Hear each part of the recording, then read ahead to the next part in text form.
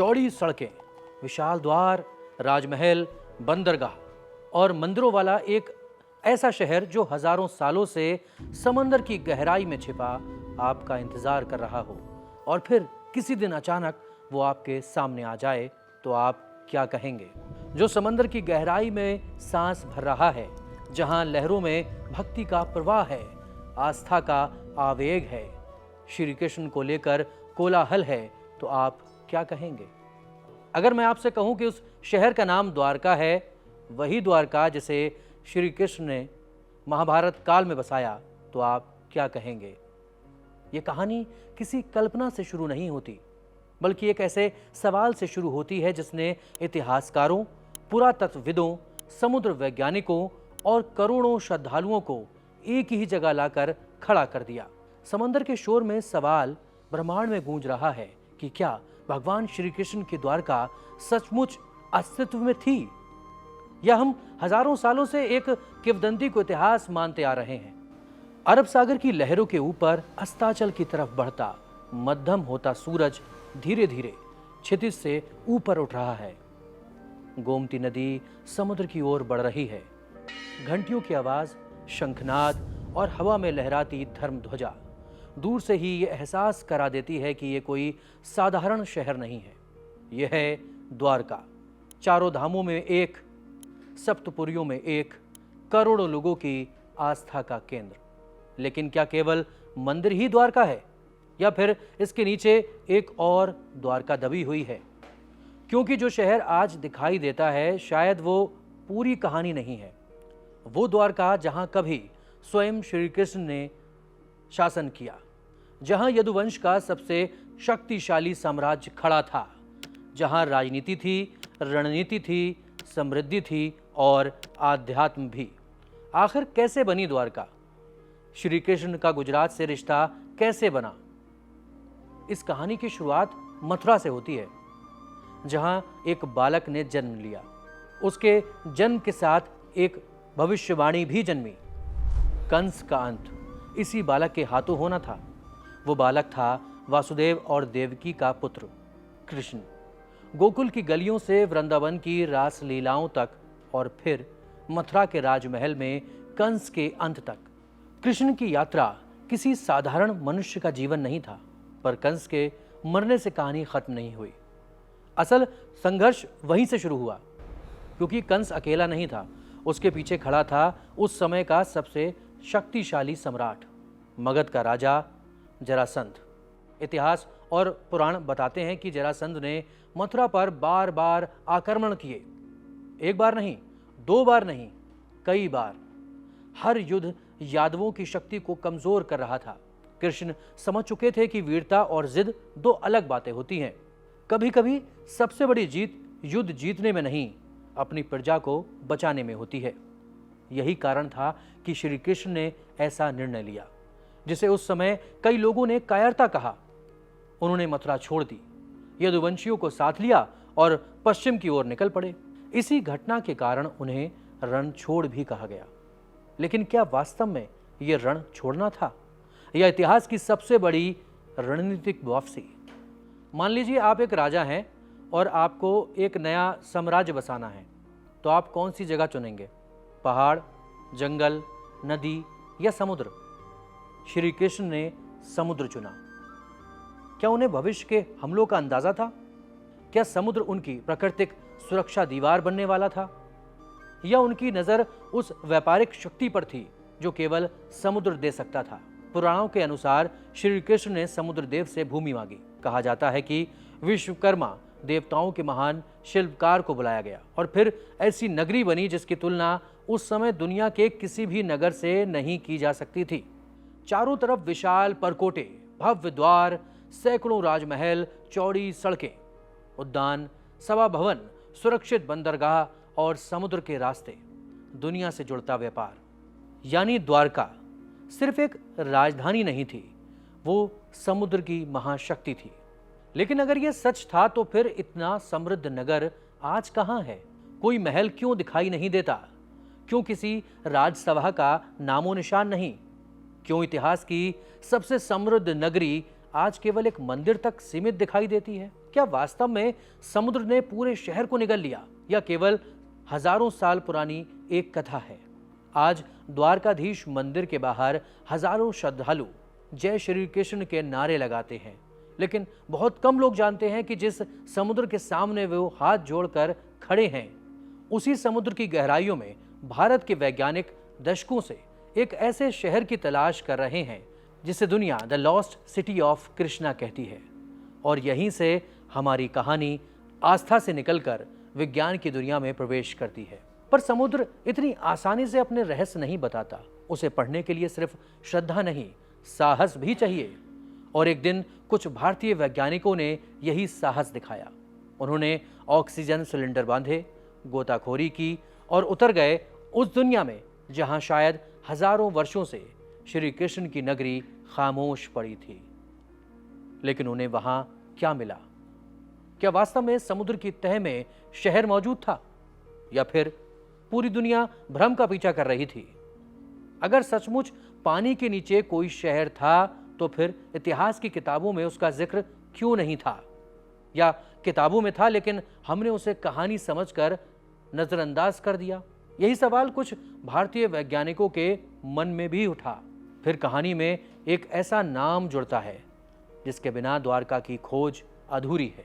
Doctor SR Rao, भारतीय पुरातत्व के सबसे सम्मानित नामों में से एक।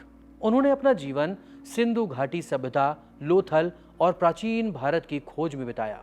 लेकिन उनके मन में एक सवाल लगातार घूम रहा था। अगर महाभारत द्वारका का इतना विस्तृत वर्णन करती है तो क्या उसके कोई भौतिक प्रमाण नहीं होने चाहिए?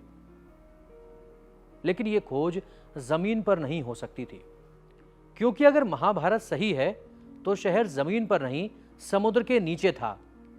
अब सवाल था, समुद्र की गहराइयों में हजारों साल पुराना शहर ढूंढा कैसे जाए? साल 1979, गुजरात का तट, चारों ओर तेज हवाएं, ऊंची लहरें, समुद्र का अनिश्चित मिजाज। इसी माहौल में भारतीय पुरातत्व विभाग की एक टीम पूरी तैयारी के साथ द्वारका पहुंच चुकी थी। उनके पास गोताखोर थे, अंडर वाटर कैमरे थे, सोनार तकनीक थी, मापन उपकरण थे। और सबसे बड़ी चीज, एक सवाल था, क्या समुद्र के नीचे वास्तव में कोई शहर है? पहला गोताखोर धीरे धीरे पानी में उतरता है। ऊपर सूरज की रोशनी है, कुछ ही मीटर नीचे चारों तरफ नीला अंधेरा, रेत, समुद्री पौधे, मछलियों के झुंड और फिर अचानक कुछ ऐसा दिखाई देता है जिसकी किसी ने कल्पना भी नहीं की थी। पत्थर, लेकिन साधारण पत्थर नहीं, एक सीध में रखे, मानो किसी ने उन्हें जानबूझकर व्यवस्थित किया हो। गोताखोर आगे बढ़ता है, रेत हटाता है और धीरे धीरे पूरी दीवार उसके आंखों के सामने उभरने लगती है।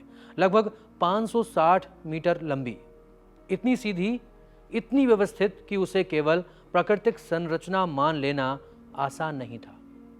अब पूरे अभियान की दिशा बदल चुकी थी, क्योंकि अगर यह दीवार मानव निर्मित थी तो उसके पीछे एक शहर भी होना चाहिए। लेकिन क्या यह वही शहर था जिसका वर्णन महाभारत में मिलता है? खोज आगे बढ़ी, एक के बाद एक नई चीजें सामने आने लगी। पत्थर के विशाल खंभे, तराशे हुए शिलाखंड, दीवारों के हिस्से, मंच जैसी संरचनाएं और सबसे चौंकाने वाली खोज, पत्थर के बने प्राचीन लंगर, कुछ त्रिकोणीय, कुछ आयताकार, कुछ में 3-3 छेद बने हुए। समुद्री पुरातत्व विशेषज्ञों ने कहा, यह साधारण पत्थर नहीं है, इनका इस्तेमाल जहाजों को बांधने के लिए किया जाता है। यानी यह स्थान कभी एक व्यस्त बंदरगाह रहा होगा। पर अगर यहां बंदरगाह था तो जहाज कहां थे? व्यापारी कौन थे? यह व्यापार क्या था? किन देशों से होता था? और क्या श्री कृष्ण की द्वारका वास्तव में उस समय समुद्र की महाशक्ति थी? महाभारत द्वारका को समुद्र के बीच बसा सुरक्षित नगर बताती है। समुद्री खोज बंदरगाह के संकेत देती है। पुराण विशाल परकोटों का वर्णन करते हैं। समुद्र के नीचे दीवारें मिलती हैं। ये समानताएं सवाल जरूर पैदा करती हैं, लेकिन एक जिम्मेदार इतिहासकार यही नहीं रुकता। वो पूछता है, क्या इन संरचनाओं की उम्र महाभारत काल से मेल खाती है? यही सवाल अब वैज्ञानिकों के सामने था। समुद्र से मिले मिट्टी के बर्तन, लकड़ी के छोटे अवशेष, जैविक नमूने, पत्थरों का विश्लेषण, सब कुछ प्रयोगशालाओं में भेजा गया। कार्बन डेटिंग शुरू हुई, खनिज परीक्षण हुए, समुद्री भूविज्ञान का अध्ययन हुआ। कुछ परिणामों ने शोधकर्ताओं का उत्साह बढ़ाया। कई अवशेष प्राचीन थे, कुछ हजारों वर्ष पुराने थे, लेकिन क्या वो सीधे श्री कृष्ण के समय के थे? यहीं से विवाद शुरू होता है। दुनिया भर के इतिहासकार अब दो हिस्सों में बढ़ चुके थे। एक पक्ष कह रहा था द्वारका मिल चुकी है, दूसरा पक्ष कह रहा था अभी नहीं, अभी और प्रमाण चाहिए। इसी बीच साल 2005 और फिर 2007 में भारत सरकार ने समुद्र के भीतर ऐसा अभियान चलाया जिसने पूरी बहस को एक बार फिर बदल दिया। और जो रिपोर्ट सामने आई उसने केवल भारत ही नहीं, दुनिया भर के वैज्ञानिकों का ध्यान खींचा। आखिर उन अभियानों में ऐसा क्या था? क्या समुद्र ने इस बार अपना सबसे बड़ा राज खोल दिया था? इतिहास कभी एक दिन में नहीं बदलता, लेकिन कुछ खोजें ऐसी होती हैं जो सदियों पुराने विश्वास को एक नए सवाल के सामने खड़ा कर देती हैं। द्वारका की खोज भी कुछ ऐसी ही थी। कल्पना कीजिए, आप समुद्र की सतह से 40-50 फीट नीचे हैं। ऊपर की दुनिया अब दिखाई नहीं देती, सिर्फ अंधेरा और चारों तरफ फैली खामोशी। एक ऐसी खामोशी जो शायद हजारों साल पुरानी है, और अचानक आपके सामने पत्थरों की सीधी दीवार उभर आती है। क्या ये प्रकृति का खेल है या किसी खोई हुई सभ्यता की आखिरी निशानी? यही सवाल भारतीय वैज्ञानिकों के सामने था। साल 2005 में भारतीय पुरातत्व सर्वेक्षण यानी ASI ने द्वारका तट पर एक बार फिर समुद्री सर्वेक्षण शुरू किया। लेकिन ये 1989 वाला भारत नहीं था। तकनीक बदल चुकी थी। अब वैज्ञानिकों के पास उच्च क्षमता वाले सोनार सिस्टम थे, डिजिटल मैपिंग थी, हाइड्रोग्राफिक सर्वे था, समुद्र की तलहटी का 3 डायमेंशन मैप तैयार करने की क्षमता थी। इस बार लक्ष्य सिर्फ अवशेष ढूंढना नहीं था, बल्कि यह समझना था कि समुद्र के नीचे आखिर मौजूद क्या है। लेकिन समुद्र इतनी आसानी से अपनी परतें नहीं खोलता। कई बार गोताखोरों को सिर्फ 5 या 6 मिनट का समय मिलता है। तेज धाराएं उन्हें लगातार पीछे धकेलती और सामने दिखाई देता पत्थर कुछ ही सेकंड में गायब। हर गोता समय के खिलाफ एक दौड़ था, लेकिन इसी दौड़ में एक के बाद एक ऐसी चीजें मिलने लगी जिन्होंने पूरे अभियान को एक नया मोड़ दे दिया। सबसे पहले वैज्ञानिकों को मिले पत्थर के बने विशाल लंगर, जिनमें रस्सियां बांधने के लिए बड़े बड़े छेद बने हुए थे। कुछ त्रिकोणीय थे, कुछ आयताकार थे। समुद्री पुरातत्व विशेषज्ञों ने कहा ऐसे लंगर प्राचीन समुद्री जहाजों में इस्तेमाल होते थे। यानी जहां आज समुद्र की लहरें उठ रही हैं, कभी वहां जहाज खड़े होते थे जो शायद अरब से आते होंगे, अफ्रीका से आते होंगे या भारत के दूसरे तटीय राज्यों से। लेकिन अगर यहां इतना बड़ा बंदरगाह था तो क्या यह वही द्वारका थी जिसका वर्णन महाभारत में मिलता है? महाभारत कहती है द्वारका एक समुद्री राजधानी थी। समुद्र की खोज कहती है यहां एक बड़ा प्राचीन मंदिर था। क्या यह सिर्फ संयोग है या दो अलग अलग स्रोत एक ही इतिहास की तरफ इशारा कर रहे हैं? इसके बाद समुद्र की तलहटी से लगभग 560 मीटर लंबी पत्थरों की विशाल संरचना सामने आई। पत्थरों को एक निश्चित क्रम में रखा गया था, मानो किसी किले का बाहरी परकोटा हो। महाभारत में द्वारका के चारों तरफ मजबूत सुरक्षा दीवारों का उल्लेख मिलता है। अगर दीवारें थीं तो घर होंगे, अगर घर थे तो लोग भी होंगे, अगर लोग रहे होंगे तो उनकी संस्कृति, उनके बर्तन, उनके औजार, उनके जीवन के निशान भी होने चाहिए। क्या समुद्र ने उन्हें भी बचा कर रखा था?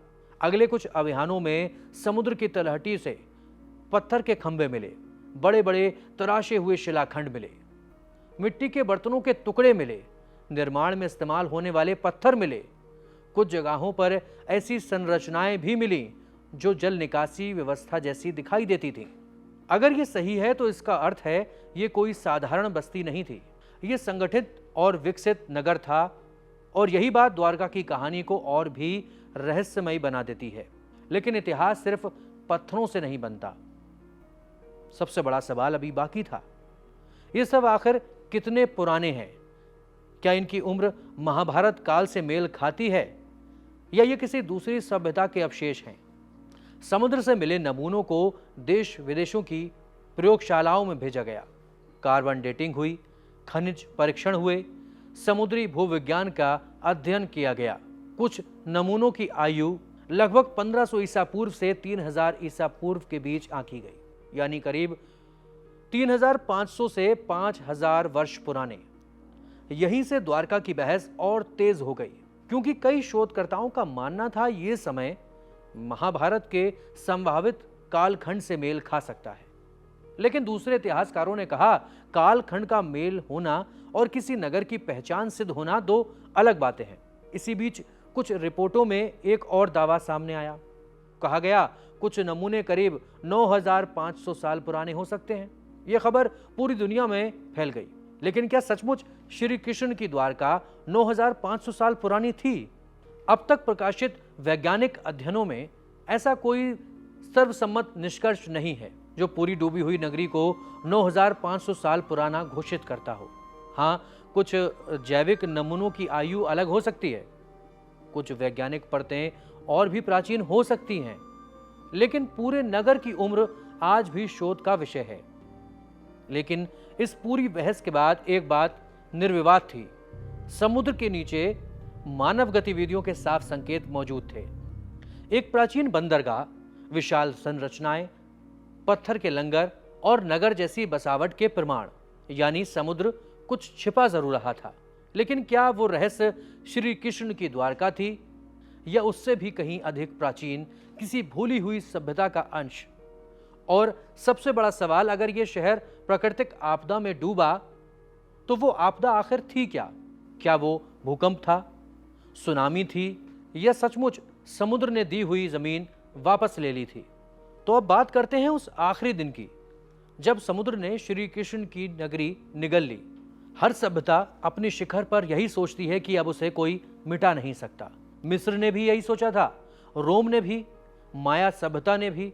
लेकिन समय किसी साम्राज्य का रिश्तेदार नहीं होता, ये केवल एक नियम मानता है।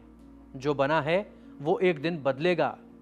लेकिन क्या द्वारका भी समय से हारी थी, या किस्मत से, या प्रकृति से? जरा कल्पना कीजिए, समुद्र के किनारे बसा एक समृद्ध नगर, बंदरगाह पर खड़े जहाज, बाजारों में रौनक, महलों में दीपक, मंदिरों में शंख ध्वनि। किसी को अंदाजा भी नहीं कि कुछ ही दिनों बाद ये सब हमेशा के लिए समुद्र की स्मृति बन जाएगा। लेकिन उस विनाश की शुरुआत समुद्र से नहीं हुई थी, वो शुरू हुई थी एक श्राप से। महाभारत का युद्ध समाप्त हो चुका था। कुरुक्षेत्र की धरती विजय से नहीं, लाशों से ढकी हुई थी। कौरवों का अंत हो चुका था, पांडव जीत चुके थे। लेकिन क्या सचमुच ये किसी की जीत थी?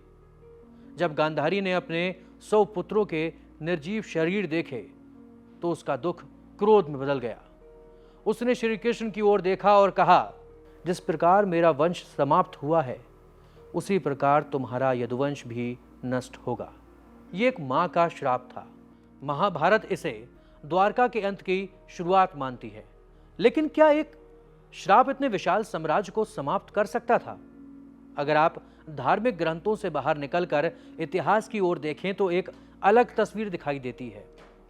हर शक्तिशाली साम्राज्य बाहर के दुश्मनों से नहीं, अंदर के टूटन से समाप्त होता है। क्या यदुवंश के साथ भी यही हुआ? पुराणों के अनुसार समय बीतता गया, द्वारका समृद्ध होती गई, लेकिन समृद्धि के साथ अहंकार भी बढ़ने लगा। फिर एक घटना घटी जिसका उल्लेख कई ग्रंथों में मिलता है। कुछ यादव राजकुमारों ने ऋषियों का उपहास किया। श्री कृष्ण के पुत्र सांब को स्त्री का वेश पहनाकर ऋषियों के सामने ले जाया गया। हंसते हुए पूछा गया, बताइए, इसके गर्भ में पुत्र होगा या पुत्री? ऋषियों ने अपमान महसूस किया। उन्होंने कहा, इसके गर्भ में लोहे का मूसल जन्म लेगा और वही तुम्हारे पूरे कुल के विनाश का कारण बनेगा। ये कथा पुराणों में मिलती है, इतिहास इसकी पुष्टि नहीं करता, लेकिन ये उस समय के समाज का एक संदेश जरूर देती है। जब अहंकार बढ़ता है, पतन दूर नहीं होता। श्राप चाहे प्रतीक हो या वास्तविक विश्वास, लेकिन महाभारत एक बात साफ कहती है, यदुवंश बाहर से नहीं, अपने ही हाथों समाप्त हुआ। यदुवंश का विनाश देख चुके श्री कृष्ण अब मौन हो चुके थे। कहा जाता है उन्होंने राजमहल छोड़ दिया, वन की ओर निकल पड़े, एक पीपल के पेड़ के नीचे ध्यान मग्न होकर बैठ गए। तभी एक शिकारी, जिसका नाम जरा बताया जाता है, दूर से उनके चरणों को हिरण समझ बैठा, जिसने तीर चला दिया। जब वो पास पहुंचा तो उसके पैरों तले जमीन खिसक गई। सामने साधारण मनुष्य नहीं, द्वारकाधीश श्री कृष्ण थे। वो रो पड़ा, क्षमा मांगने लगा। कथा कहती है श्री कृष्ण मुस्कुराए। उन्होंने कहा, यह समय का विधान है, और यहीं उन्होंने अपना देह त्याग दिया। लेकिन क्या कहानी यहीं समाप्त हो जाती है? नहीं, असल कहानी अब शुरू होती है, क्योंकि जिस क्षण श्री कृष्ण ने पृथ्वी छोड़ी, महाभारत कहती है उसी क्षण समुद्र द्वारका की ओर बढ़ने लगा। क्या यह सिर्फ प्रतीक है या किसी वास्तविक प्राकृतिक आपदा की स्मृति? द्वारका का अंतिम दिन महाभारत के मौसल पर्व में उल्लेख मिलता है कि श्री कृष्ण के देह त्याग के बाद अर्जुन द्वारका पहुंचे।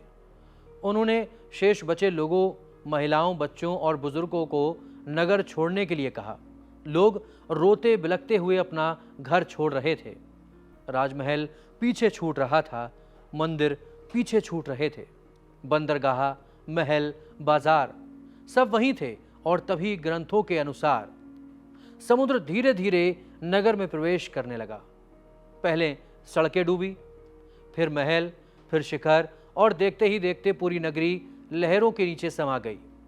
अर्जुन पीछे मुड़कर देखते रहे, लेकिन अब वहां सिर्फ समुद्र था। अब जानते हैं कि विज्ञान क्या कहता है। विज्ञान के अनुसार भारत का पश्चिमी तट भूवर्गीय दृष्टि से लगातार बदलता रहा है। हजारों सालों में समुद्र का स्तर कई बार ऊपर नीचे हुआ, तटीय कटाव हुए, कुछ क्षेत्रों में भूमि धसी, कुछ स्थानों पर भूकंपों ने समुद्र तल की संरचना बदली।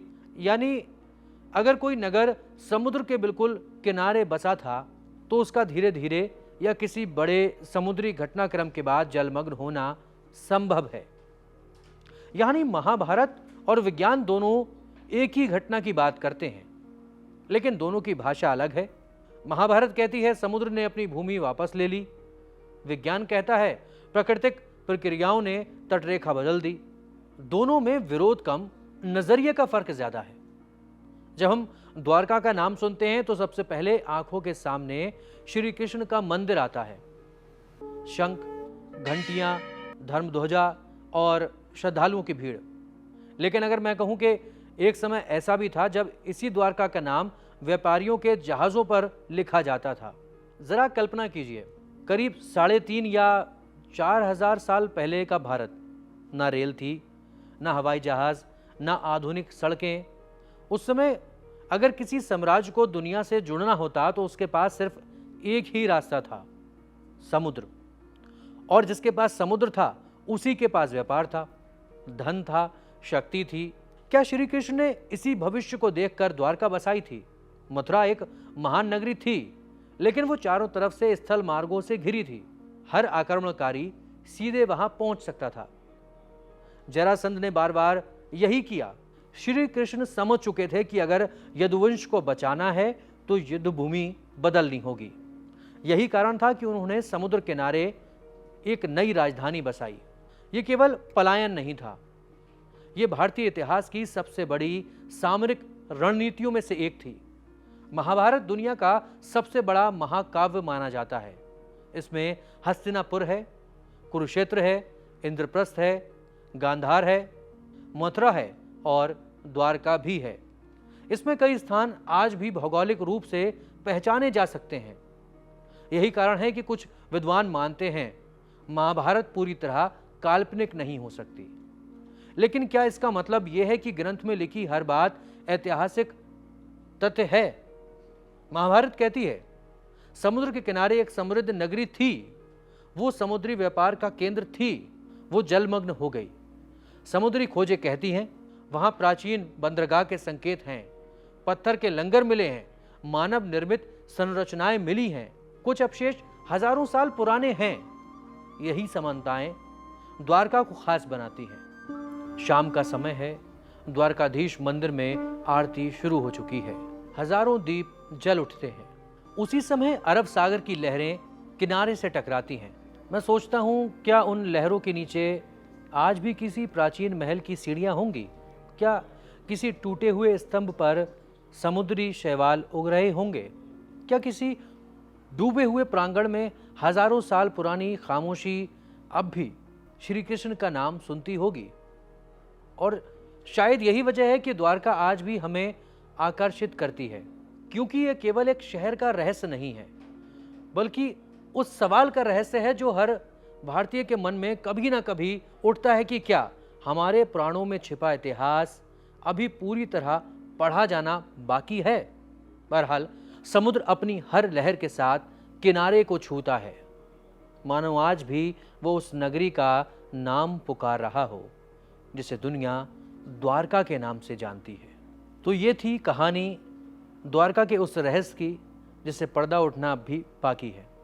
मैं हूं सलमान और कैमरे के पीछे हैं दीपक। ऐसे ही रहस्यमयी और दिलचस्प किस्सों के लिए कड़क को अभी सब्सक्राइब कीजिए और इस वीडियो को शेयर कीजिए, उन लोगों तक पहुंचाइए जो इस रहस्य को जानना चाहते हैं। धन्यवाद।